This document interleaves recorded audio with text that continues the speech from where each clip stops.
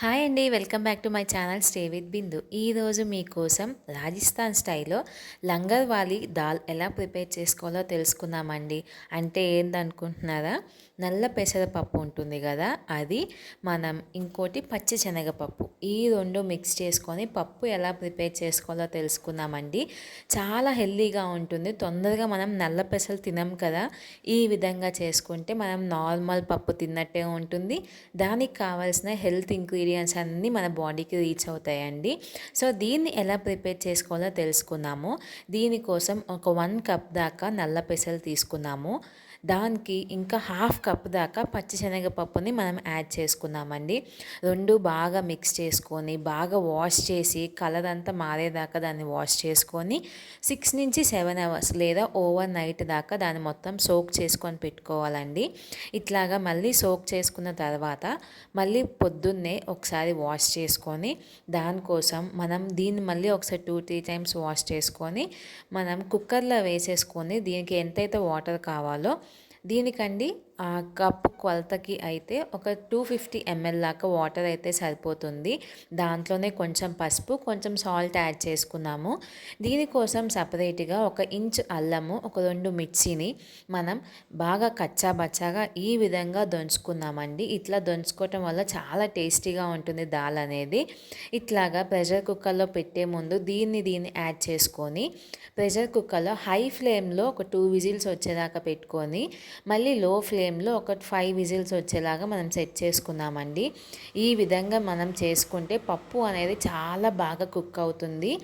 దీనికి ఉన్న స్పెషాలిటీ ఏంటంటే మనం పచ్చిశనగపప్పు వేసాం కదా, అది మొత్తం ఉడికిపోతుంది కదా, దానికి ఉన్న టేస్ట్ ఫ్లేవర్ మొత్తం ఈ పప్పుతో కలిసిపోతుంది.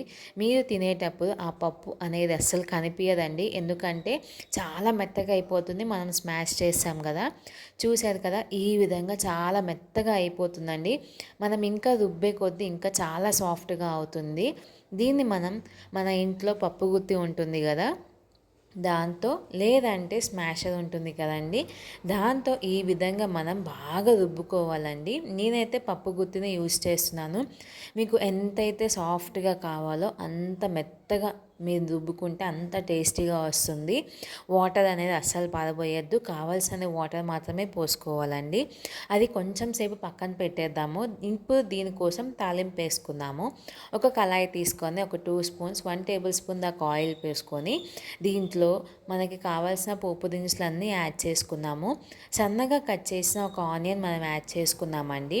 అది కొంచెం ఫ్రై అవుతుండగా దీంట్లోనే ఒక 2 మిర్చి కూడా సన్నగా కట్ చేసుకొని యాడ్ చేసుకున్నాము. ఈ విధంగా బాగా మిక్స్ చేసుకున్నాకండి దీంట్లోనే మనం సన్నగా కట్ చేసుకున్న ఒక 10 నుంచి 15 దాకా వెల్లుల్లి రెబ్బలు మనం కట్ చేసుకొని యాడ్ చేసుకున్నాము. లేదంటే కచ్చాపచ్చగా దంచుకొని యాడ్ చేసుకోవచ్చండి. దీంట్లోనే ఒక 2 టమాటాలు కూడా సన్నగా కట్ చేసుకొని యాడ్ చేసుకున్నాము. ఇవన్నీ నార్మల్ దాల్ చేసినట్టే, మామూలు పప్పు చేసినట్టే అన్నీ చేయొచ్చు కదా అంటే చేయొచ్చండి. కాకపోతే ఈ ప్రాసెస్లో చేస్తే ఇంకా చాలా బాగుంటుంది. మీరు కూడా ఒకసారి ఇట్లా రాజస్థాన్ స్టైల్లో ఈ లంగర్ వాలి దాల్ ఎలా ప్రిపేర్ చేయాలో మీరు కూడా ఒకసారి ట్రై చేయండి. దీంట్లోనే కొంచెం కారము, ధనియాల పొడి, కొంచెం చిటికెడు గరం మసాలా కూడా యాడ్ చేసుకున్నాము. గరం మసాలా యాడ్ చేయటం వల్ల మనకి ఘాట్ అనేది వస్తుంది, చాలా టేస్టీగా ఉంటుందండి.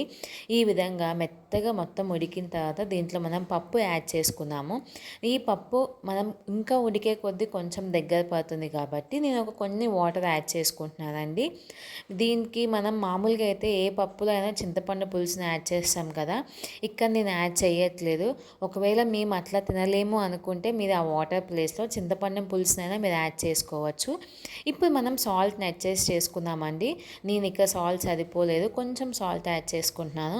బాగా మిక్స్ చేసుకుని ఇది మనం హెల్దీ వేలో మనం పొద్దున్నే చపాతీల్లో కానీ, రోటీస్లో కానీ, రైస్లో కానీ తినడానికి చాలా బాగుంటుంది.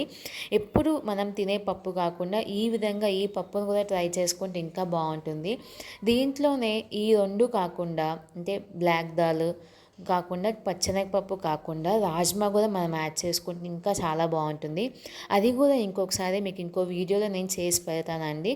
ఈ విధంగా దీన్ని వేడివేడిగా సర్వ్ చేసుకొని తింటే ఇంకా చాలా బాగుంటుంది. ఈ వీడియో కనుక మీకు నచ్చినట్లయితే లైక్ చేయండి, షేర్ చేయండి, సబ్స్క్రైబ్ చేసుకోండి.